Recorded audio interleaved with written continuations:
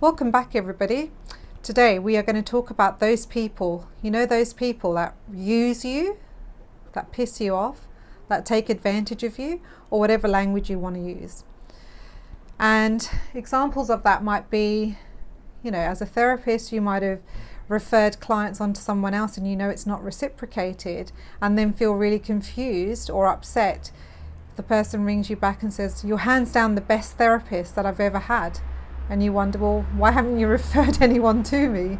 Or it could be that a work friend of yours always goes for coffee with you and one day just walks out and doesn't even invite you along.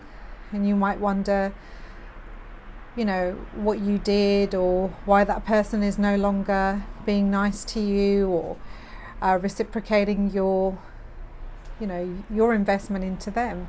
There's so many examples of this. It could be somebody contacting you on your personal mobile when it's your day off, and you wonder why they're not respecting your personal space and time. So one thing that I do know about these people is a lot of you would say that they are rude, that they take more than their share, that they don't care, that basically they were never a good friend in the first place. And that is enough for some of you to break up with a person like this.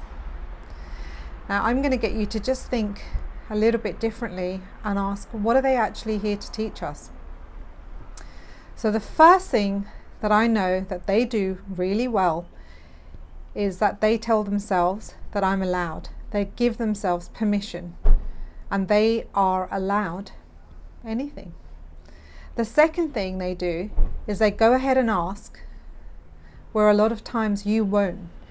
They'll just go ahead and ask. The third thing is that they'll be okay with rejection and being told no. Now, if you would be okay with being told no or being rejected, how would that look differently? Now, the final thing is that they're persistent. They'll ask in different ways. I know a child who can ask 20 different ways after she's been told no, and she's highly persistent, and she just keeps going. And it's very fascinating for me to watch, partly because it's not my child, but I think she'll be a fantastic negotiator when she grows up. So some of the language I know that we talk about, things that we need to handle, are things that we're not willing to do, that these people are willing to do. So what will you change? What behaviors will you adapt and adopt to see if you can have the same opportunities? Now, I'm not saying there aren't people who are just rude and not good people. There certainly are, and you'll need to exercise boundaries with them.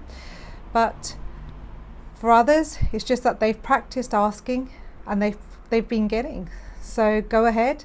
Again, the summary is, let yourself know you're allowed, give yourself permission, go ahead and ask, be okay with being told no, and persist in different ways if it's important to you. No one's time, no one's opportunities or anything else is more valuable than yours. So give yourself permission to put yourself, first too. Okay?